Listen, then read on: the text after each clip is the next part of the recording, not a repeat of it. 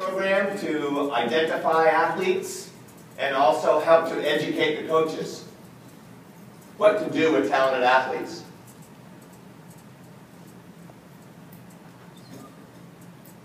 When you see the skill listing and the physical abilities testing, and we're hoping to give even more educational information out, these ideas and information, also the national staff, the Tammy Biggs and the Ivans, all of these individuals get together and are organized to create this program. So you should feel very, very comfortable in looking at this program and using it and saying, at some level, this is really, really important. This core information that's coming through the TOPS program and the HOPES program is coming from the best minds in the country. And that's a recent change. It used to be 11-year-olds. 11-year-olds are no longer involved.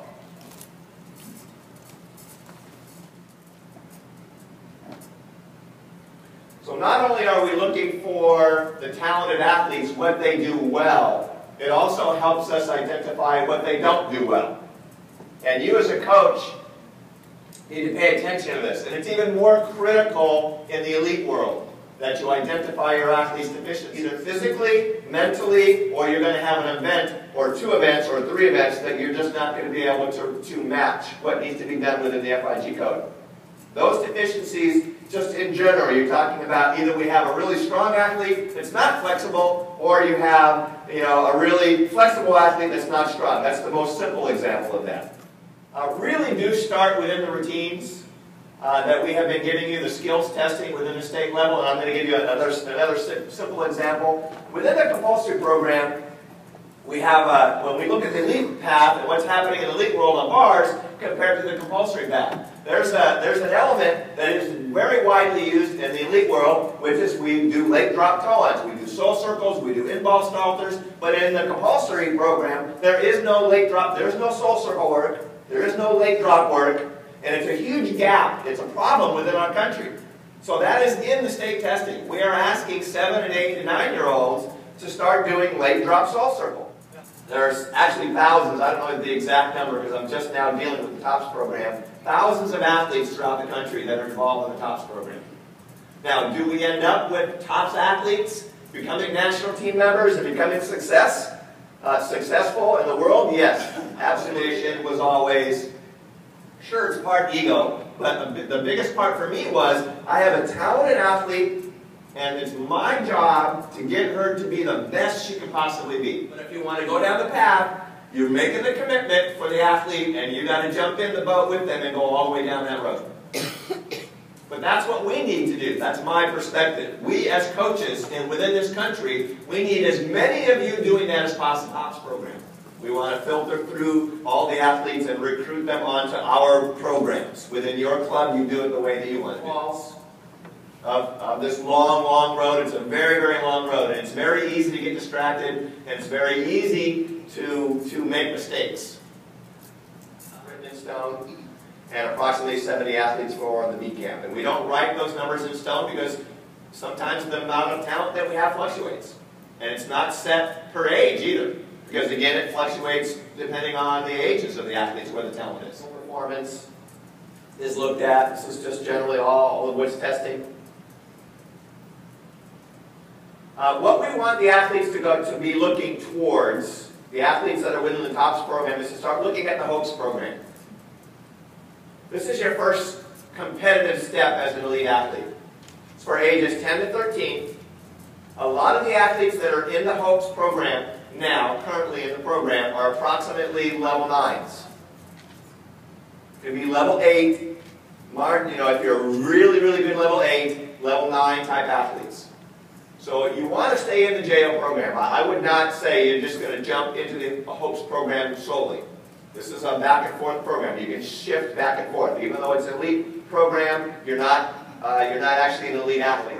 It's one of the problems that we have. We know it's a problem. We want more experiences for the HOPES athletes to be able to compete, but it's very, very difficult on a national scale. The calendar's very full. And it's expensive.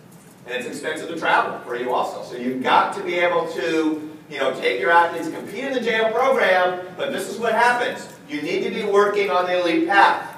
And this is the mistake. This is one of the biggest mistakes that is made by coaches. As a level 8, or a level 9, if I'm a JO coach and I'm only going to win and do as good as I can do at the JO program, I'm not going to be working the elite path. The program is a tool for me to teach her how to compete and see how she's doing on the competition floor. It's not all about winning the state meet. Although that's very tempting as a coach, because you've got your business and your team to worry about, and especially when it's your most talented athlete. Don't you want them to win the state meet? Because that's going to get everybody else to want to come to you, or the regional meet, or the level 10 nationals, or level 9 westerns. You think in that path. You've got to let go of that at some point if you've got an athlete that you want to take a lead. In the elite program, you will have to do this compulsory. So you can have a level 8 or a level 9 athlete that's doing really good at optionals, and you walk into these compulsories, and if you don't spend your time on it, you're not going to be successful at all. And it's going to be a slap in the face. And it happens. You're not going to do it in a month or 2 months. It's about years of development. It's a U.S. Classic and American Classic. It has been for years. The American Classic is first. That's usually the 1st of July. And then towards the end of July is the U.S. Classic. Those are the 2 national elite competitions. You have the American Classic as a hopes athlete to come in and compete to get to the challenge competition, which is the final meet. From that challenge meet, you can be invited to the developmental camp system, which is a series of meets, a series of camps throughout the next year. These are the competition requirements for the hopes optional program. This is what I was talking to earlier. These are the changes that are on there. Again, this document is online, so you can go online. You want to get it online and print it anyway. So these are the changes from the FIG rules. If you don't know the FIG rules, this doesn't mean anything to you. And if you have not been educated in the FIG rules, the best thing to do is go on the FIG website. There is a help desk there. It's much, much more long-term thinking and development. Which, like what Rhonda had asked was, what if my athlete's working 2 different balls? There's no avenue for that until you get to the international competition. On a host a national qualifier, we open it up for bids. There are some matting changes that you can use for the younger, especially for the junior athletes.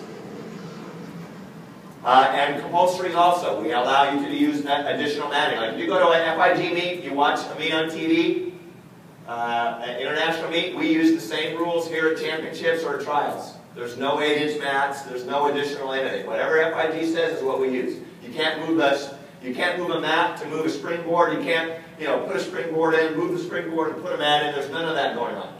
So the rules are completely different. You don't get to move the horse up and down the table. Sorry. Is that just become part of the hope? Yes. To produce an elite athlete. This is a chart talking about ages. On this side here, we're talking about stage 1, 5 to 6 years old, approximate hours per week that they would be working. At least three times per week, 3 days per week they're coming to work out. This is the amount of time they're spending on gymnastic movement preparation. Basic skills, increasing your skills, and then your basic development is about 40%. You're still spending time on strength and power.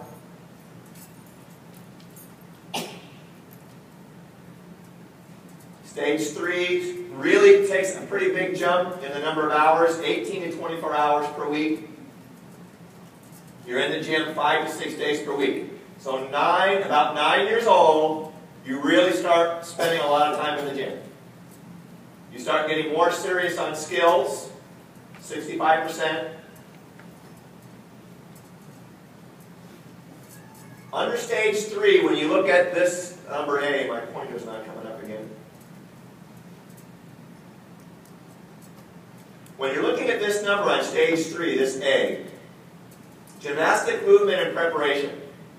This is one of the mistakes that a lot of coaches make also. This goes down to 15%. You're spending 15% on this part right here. Basic tumbling, ballet and flexibility. This is really, at this point, you're more maintaining that.